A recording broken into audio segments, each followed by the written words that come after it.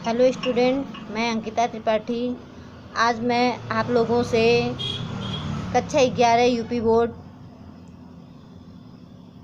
पाठ तृतीय पाठ है सदाचार उपदेश है अर्थात सदाचार का उपदेश।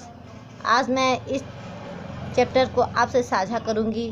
आइए चलिए हम जानते हैं पहले श्लोक का अनुवाद।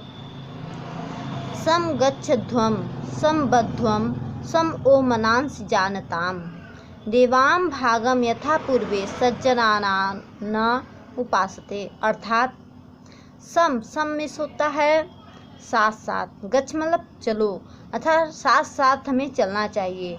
संबध्वम साथ साथ हमें बोलना चाहिए। सम ओ मनांसि जानताम सम में साथ साथ, ओ मतलब अपने, मनांसि माने मन को, जानता मतलब जानो, अर्थात साथ साथ हमें अपने मन को जानना चाहिए, अपने मन को और साथ साथ सभी के मन को जानना चाहिए। कहने का अर्थ है कि हमें सबके साथ मिलकर एकता स्थापित करनी चाहिए। जिस प्रकार देवां भागम यथा पूर्वे, यथा मतलब जिस प्रकार से देवता पूर्व में सज्जनाना मतलब होता है ज्ञान पूर्वक, जिस प्रकार देवता लोग पूर्व में यानी पहले पूर्व में अपने ज्ञान पूर्वक अपने अपने पूजा अपने अपने भाग को उपासते मतलब होता है पूजा, अपने अपने पूजा एवं अपने अपने भाग को ग्रहण करते हैं, पूजते हैं। उसी प्रकार से हमें मिल कर के एकता स्थापित करके रहना चाहिए। चलिए आइए हम चलते हैं दूसरे श्लोक पर। यह श्लोक कर्म के ऊपर है।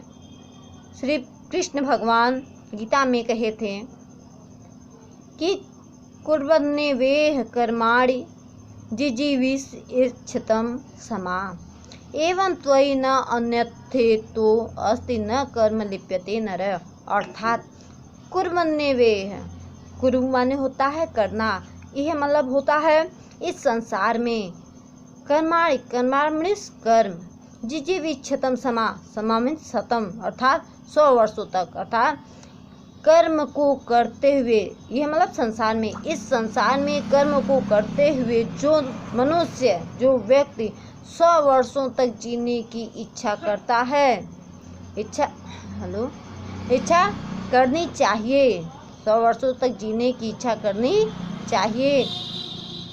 एवं त्वयि न अन्यथा, एवं मतलब इस प्रकार से, तो ये मतलब तुम्हारे लिए, इस प्रकार से तुम्हारे लिए अन्यत मतलब अलग कोई मार्ग नहीं बना है। अर्थात कहने का अर्थ है इस संसार में तुम सबको कर्म करते हुए 100 वर्ष तक जीने की कामना, जीने की इच्छा करनी चाहिए। इस प्रकार तुम्हारे लिए इससे अलग मार्ग नहीं बना है। ऐसा करने से मनुष्य सांसारिक कर्म में लिप्त नहीं होता। नरे न कर्मम लिप्यते, अर्थात सांसारिक कर्म में लिप्त नहीं होता, अर्थात कर्म बंधन में नहीं फंसता। आइए हम चलते हैं तीसरे श्लोक पर। मधुमन्ये निष्क्रमणम मधुमन्ये परायणम वाचा वदामि मधुमद भूयासम मधु सदृश। अर्थात मधु में होता है मधुर, मीर होता है मेरी, मीस होता है मेरी। निष्क्रमणम इस प्रवृत्ति अर्थात आचरण। मधुमन्ये परायणम मतलब होता है निर्वृत्ति अर्थात संबंध विच्छेद। आइए हम इसका अर्थ जानते हैं कि मेरी प्रवृत्ति क्या हो, मधुमय हो, अर्थात मेरा आचरण जो हो वह मधुर हो, मेरी, मेरा आचरण मधुर हो। मधुमन्ये परायणम अर्थात मेरा संबंध जो है वह मधुर हो, अर्थात मेरी जो निर्वृत्ति है अर्थात संबंध विच्छेद है वह भी क्या हो, मधुमय हो। आगे आइए जानते हैं। वाचा वदामि मधुमद, वाचा में होता है वाणी, वाचा में वाणी, वदामि मतलब बोलूं, अर्थात मैं जो कुछ भी बोलूं वह कैसा हो, मधुमद हो, मधुमय हो। मधुर हो।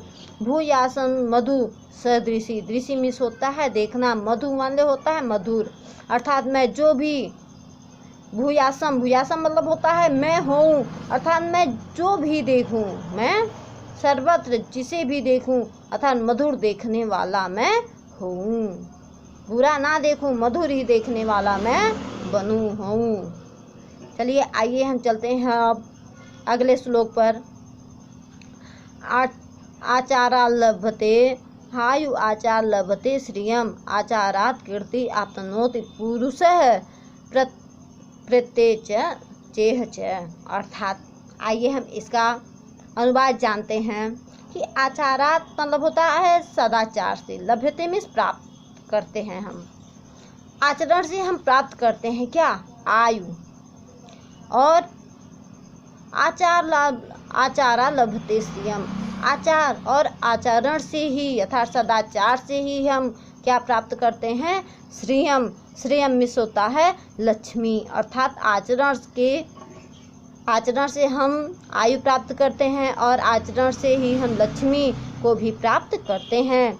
आचारात कीर्ति आपनोति, आपनोति मतलब होता है प्राप्त करना, अर्थात आचारात यानी आचरण से ही, आचरण के द्वारा ही हम कीर्ति को भी प्राप्त करते हैं। पुरुष प्रत्यय चेह च, चेह मीन्स होता है और, चेह मीन्स और, अर्थात सदाचार से ही मनुष्य इस लोक में, सदाचार से ही मनुष्य इस लोक में और परलोक में भी यश को प्राप्त करता है।